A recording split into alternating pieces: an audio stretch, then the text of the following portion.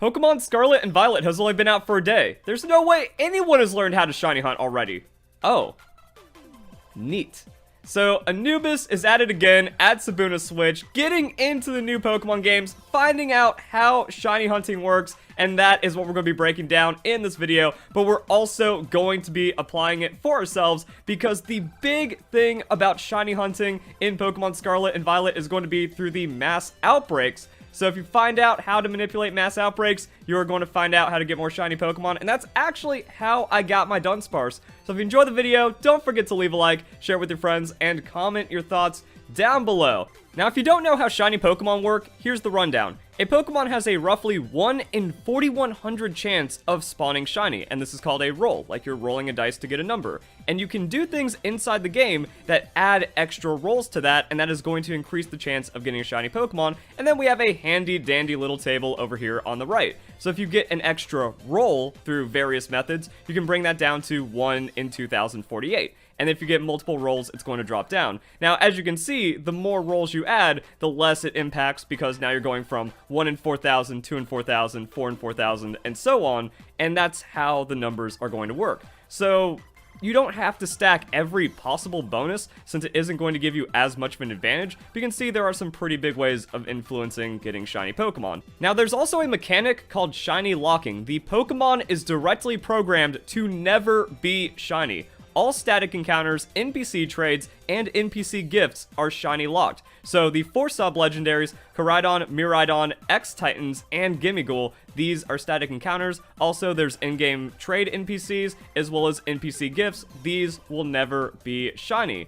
Also, yes, this video is a re-upload. YouTube had one of those super broken moments where no one was served the video. Like, my core audience was showing me this post and asking me a question about shiny hunting, even though I already made the video about it. And I got something a little wrong about these starter Pokemon, because I saw, like, NPC gifts and Galarian Meowth, and my eyes kind of glazed over, and I just skipped. So, NPC gifts include the starters. Starters cannot be soft reset for shininess, and that's also something I never care about. Like, you have to be a weirdo to soft reset for shiny at the beginning of the game. Just Masuda method. A lot faster, easier, better shiny rolls, and to Masuda method, all you need to do is breed with a Pokemon that's from a different language game, so you get a foreign Ditto, and then you're just permanently on 6 extra shiny rolls. But I think there's also like some kind of shenanigans going on. Egg shiny rates are the same as Sword, Shield, Brilliant Diamond, Shine, Pearl, but there's a quirk present where if any bonus is available, 1 shiny roll is lost. So then we have the egg rates down here, Shiny Charm, Masuda method, that 1 lost roll. Here are your odds, chances of getting a shiny Pokemon. Be careful of how and where you get the Ditto from, because a lot of them are hacked.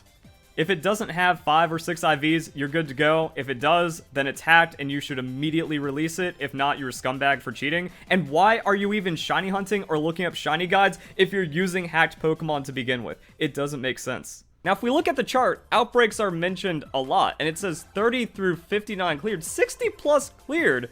Does that mean I have to KO 30 to 60 plus Pokemon to get better shiny odds? Yes, because outbreaks are crazy. You get these mass spawns of tons of Pokemon, but at least the Let's Go feature makes it really easy to KO a lot of Pokemon, and the cool thing is that the Let's Go feature will not KO a shiny Pokemon, so that's what you do. You run out there and you KO a lot. Unfortunately, it's kind of hard to track how many you've KO'd because you get different amounts of resources. And, you know, your Pokemon are sometimes off-screen running around, or you're trying to dodge other Pokemon and you're just out there KOing tons of Pokemon all the time. Hopefully your Pokemon just kind of obeys. Does not want to run off a mountain for a Frostlass. That's fair. And then you turn around, boom, more Pokemon have spawned. So you actually have to earn it a little bit in Pokemon Scarlet and Violet by getting all kinds of KOs, and then making progress in the outbreak. Alright, so it says there are not many Frostlass left in the original outbreak, which means it is time to save. So, also we want to pull back in our Pokemon so we don't accidentally make the outbreak go away by KOing too many of them. So now, this outbreak is kind of set in a state where you are going to have 2 extra shiny rolls, so a 3 in 4,000 chance per spawn, but you can also keep respawning the Pokemon to make more of them appear. The saving is effectively just a safety. Also, if a shiny Pokemon is in front of you and you save the game, you can soft reset, and that shiny Pokemon will still be spawned in the overworld. It's pretty cool. And now that's where we can use this chart to see where we're at. So an outbreak of 60 plus cleared is going to be +2, which is a 1 in 1400 chance. The shiny charm is just a +2 permanently for a 1 in 1400 chance. Combined, it's 1 in 820.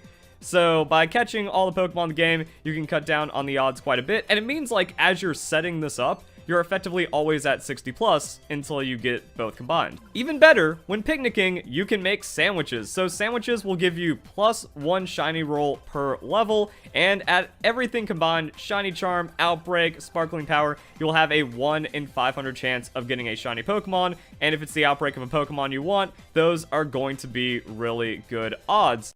Welcome to your Pokemon Scarlet and Violet gameplay loop. You press Y, A, X, A, and then you just kind of spawn Pokemon like that. So it comes down to how much you want to sweat it. You can do it like as frame perfect speedrunning as possible, or you can just chill. I'm editing this video while going for a shiny Frostlass to show it in the video. Been here for about 40 minutes now. No shinies, taking a lot longer. My Dunsparce was almost instant full odds as I first entered the outbreak and started getting KOs.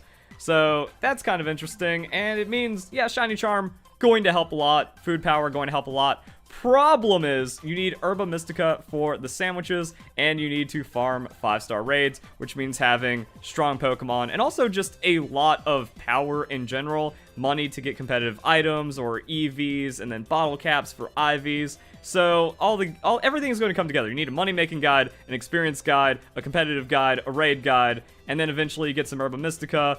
Seems like these are the recipes that people have been finding, but then you need a sandwich guide to know all the spawn Pokemon and everything else to fully optimize it. So just wait a bit on that. Like, comment, subscribe, notification bell, check out my playlist. Everything about Pokemon Scarlet and Violet will be included.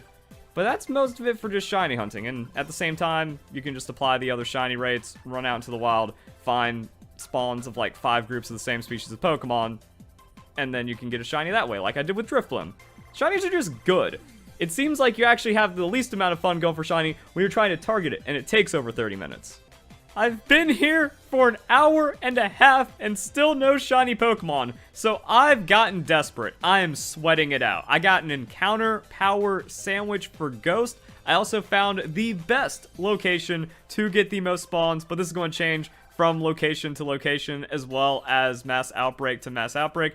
But yeah, look at that. We are getting more consistent Frostlass spawns, and that's because where I was doing it initially doesn't account for other Pokemon spawns, so Pokemon won't spawn around you. However, the problem is there were like groups of Pokemon just spawning on this hill. So as you can see, since I'm too close, there's not as many now, so that frees up the Frostlass in the distance, and then hopefully one of them is a shiny Pokemon. So if you want to sweat it, you can, and that's what I've gone to. I guess my first couple of shiny Pokemon made me soft. I just thought, you know, you get a raid, it's a couple minutes, boom, shinies are worthless. That is not the case.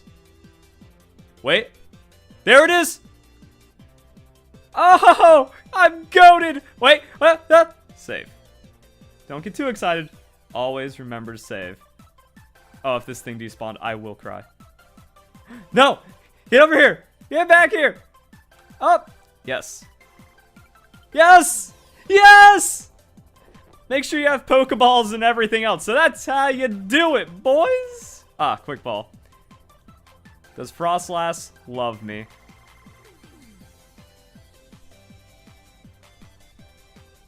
It's meant to be. Oh.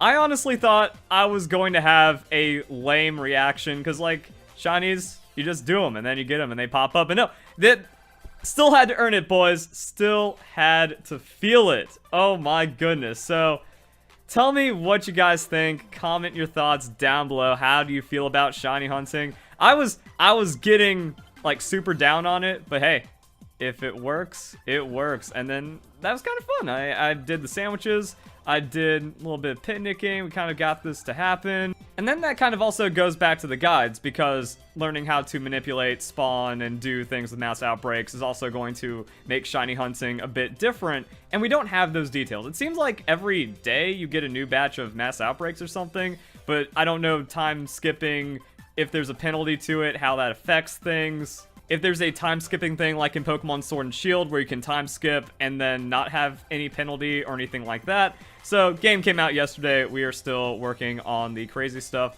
but shiny hunting, it works and you can do pretty well at it right now. So I hope you guys enjoy the video. Hope you all have a nice day. Thank you very much for watching.